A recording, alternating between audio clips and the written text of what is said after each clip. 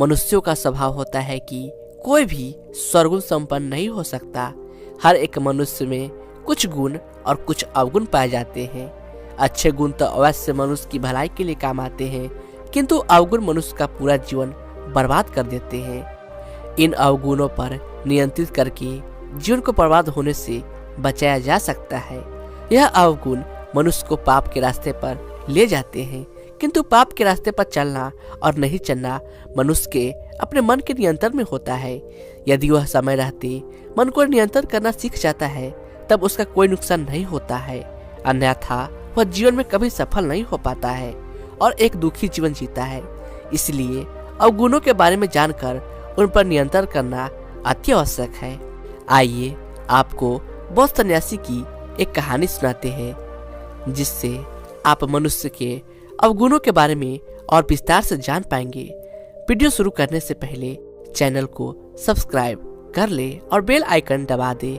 दोस्तों, गौतम बुद्ध की शिक्षा हर किसी के जीवन को नई दिशा दे सकती है। अगर आप भी इसे मानते हैं तो कमेंट्स में नमो बुद्धाय लिखना मत भूलिए। बहुत समय पहले की बात है। एक बौद्ध सन्यासी नगर भ्रमण करते हुए राजा के दरबार में पहुंचा। राजा ने भली भांति बौद्ध सन्यासी का स्वागत किया। राजा ने रानी को आदेश दिया कि वो स्वयं वो सन्यासी को भोजन परोसे और उनकी सेवा सत्कार करे। राजा का आदेश पाकर जब रानी स्वयं बौद्ध सन्यासी के लिए भोजन परोसने आई तब रानी की सुंदरता को देखकर बौद्ध सन्यासी का मन विचलित हो गया। बौद्ध सन्यासी ने ठीक प्रकार से भोजन भी नहीं किया और तुरंत वहां से चले गए।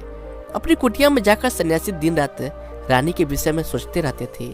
उन्हें हर एक मनुष्य में रानी का चेहरा ही नजर आता था।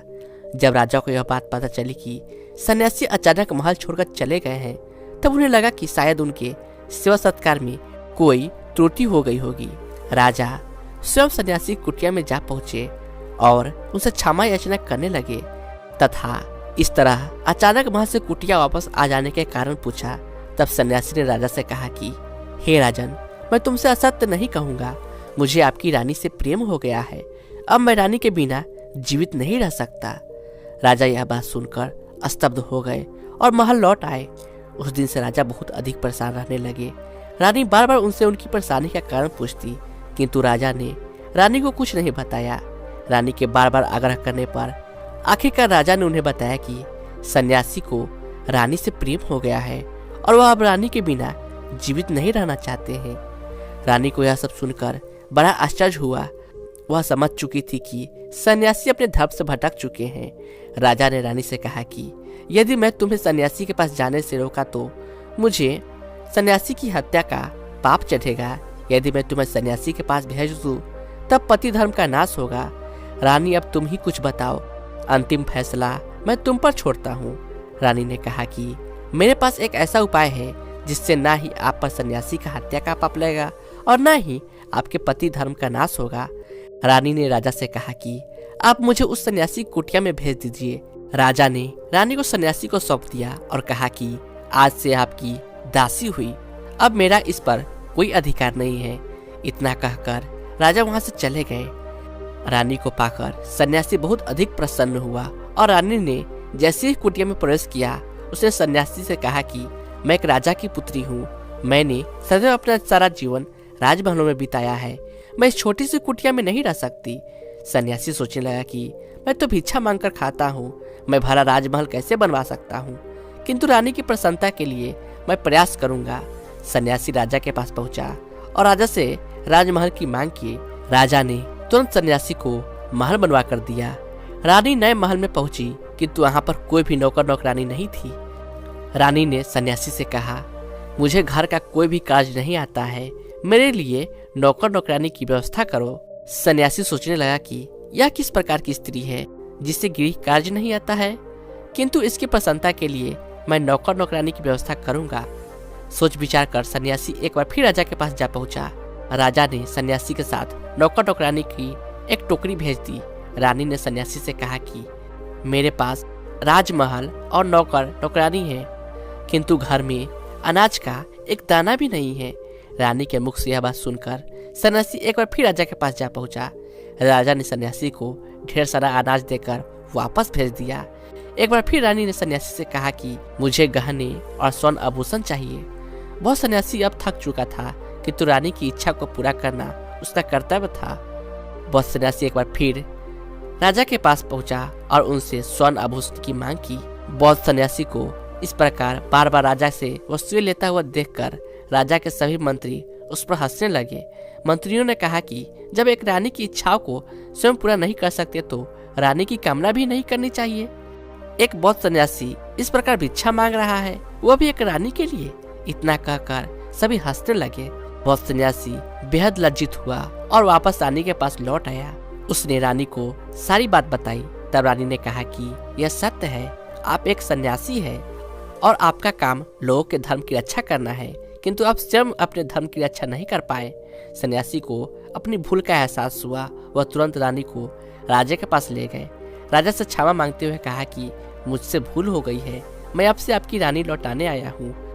राजा मुस्कुराए और बोले, क्या हुआ सन्यासी महाराज, अभी तो कुछ समय ही बीते हैं, आप तो हमारी रानी के साथ एक दिन भी नहीं बिता सके। सन्यासी ने राजा से क्षमा मांगी और वहां से चला गया। सन्यासी मन ही मन ग्लानि से भर चुका था। बौद्ध सन्यासी अपने गुरु गौतम बुद्ध के पास जा पहुंचा। उसने बुद्ध को इस घटना के बारे में बताया और कहा कि मुझसे पाप हुआ है, अब वह इस पाप का प्रायश्चित किस प्रकार करे। तब गौतम बुद्ध मुस्कुराए और बोले, किसी दूसरे की स्त्री पर नजर डालना पाप होता है। इतिहास के बड़े बड़े युद्ध स्त्री के ऊपर नजर डालने से हुए हैं। एक स्त्री ईश्वर की सबसे सुंदर कृति होती है। उसकी सुंदरता उसके चेहरे और शरीर से नहीं, अपितु उसके मन की कोमलता, क्षमा और दया भावना से मापी जाती है। स्त्री कोई भी भोग की वस्तु नहीं है, अपितु संसार को नई पीढ़ी देने की क्षमता रखने वाली कृति है। किंतु आज के समय में स्त्री को भोग की वस्तु समझा जाता है और यही सबसे बड़ा पाप होता है। तुमने जो पाप किया है उसका प्रायश्चित अवश्य करो। तब बौद्ध सन्यासी ने कहा कि मैं जीवन में दोबारा इस प्रकार की गलती नहीं करूंगा। कृपया करके मुझे बताइए किस प्रकार की भावनाएं मनुष्य को सद्मार्ग से कुमार्ग की ओर लेकर जाती है। गौतम बुद्ध ने कहा कि ठीक है, मैं तुम्हें बताता हूँ कि मनुष्य की 4 ऐसी आदतें होती है जो उन्हें बर्बादी की ओर ले जाती है। गौतम बुद्ध ने कहा, पहली आदत है इच्छा रखना। इच्छा शक्ति का सबसे पहला अवगुण माना जाता है। जो व्यक्ति अपनी इच्छाओं पर नियंत्रण रखना नहीं जानते हैं, जीवन में कभी सफलता हासिल नहीं कर पाते हैं। मनुष्य जैसे ही अपनी पहली इच्छा को पूर्ण करता है, उसकी निगाहें दूसरी इच्छा पर चली जाती है, दूसरी के बाद तीसरी और तीसरी के बाद चौथी। इस प्रकार इच्छाएं जीवन में कभी समाप्त नहीं हो पाती है। इसलिए इच्छाओं पर नियंत्रण करना आना ही चाहिए। यह बहुत आवश्यक होता है। जब हम इच्छाओं के जाल से दूर रहेंगे तब हमारा मन अधिक शांत होगा और इस प्रकार हम सुखी रहेंगे। साथ ही जो चाहेंगे वह प्राप्त कर पाएंगे। दूसरी आदत है काम वासना। इसका सीधा संबंध इच्छा से है। इच्छाएं असीमित होती है और यही वासना की जन्म देती है। वासना तृप्ति का कोई अंत नहीं होता है। वासना मनुष्य को मन से अंधा कर देती है और वह सही गलत में अंतर करना भूल जाता है। इतिहास साक्षी है कि रावण सबसे अधिक बुद्धिमान पुरुष था, किंतु उसका अंत भी एक स्त्री के कारण ही हुआ। कई राजा स्त्रियों से काम वासना के कारण ही बर्बाद हो गए। इसलिए काम वासना पर हमेशा नियंत्रण रखना चाहिए। इससे मन अधिक शुद्ध रहता है और व्यक्ति ईश्वर के अधिक समीप जा पाता है। तीसरी आदत है क्रोध। इसे मनुष्य का सबसे बड़ा दुश्मन कहा जाता है। जब मनुष्य की वासना की इच्छा पूर्ण नहीं होती है तब उसे क्रोध आता है और क्रोध की अवस्था में लिए गए निर्णय अक्सर स्वयं को ही बर्बाद करते हैं। क्रोध में आकर व्यक्ति दूसरों से झगड़ा कर लेते हैं, किंतु जब क्रोध शांत होता है तब महसूस होता है कि कुछ गलत हुआ है। क्रोध के कारण बने बनाए काम भी खराब हो जाते हैं। क्रोध से तनाव उत्पन्न होता है और एक बार तनाव उत्पन्न हो गया तो यह पूरा जीवन नष्ट कर देती है। इसलिए हमेशा क्रोध पर नियंत्रण रखना चाहिए। और चौथी आदत है लालच। एक ऐसी आदत है जो व्यक्ति को पाप करने के लिए प्रेरित करती है। लालच में आकर अक्सर एक मनुष्य दूसरे मनुष्य का नुकसान कर देते हैं। एक बार जब मनुष्य की कोई इच्छा पूरी हो जाती है तब वह लालच में आकर चाहता है कि उसकी सारी इच्छाएं पूरी हो। इससे वह सही और गलत तर्क करना भूल जाता है। लालच का परिणाम सदैव बुरा होता है, इसलिए लालच से दूर रहना चाहिए। लालच एक ऐसी भावना है जो मनुष्य को यह महसूस कराती है कि अभी तक उसने जो कुछ भी प्राप्त किया है वह पर्याप्त नहीं है, इसलिए वह बार बार और अधिक प्राप्त करने की इच्छा करता है।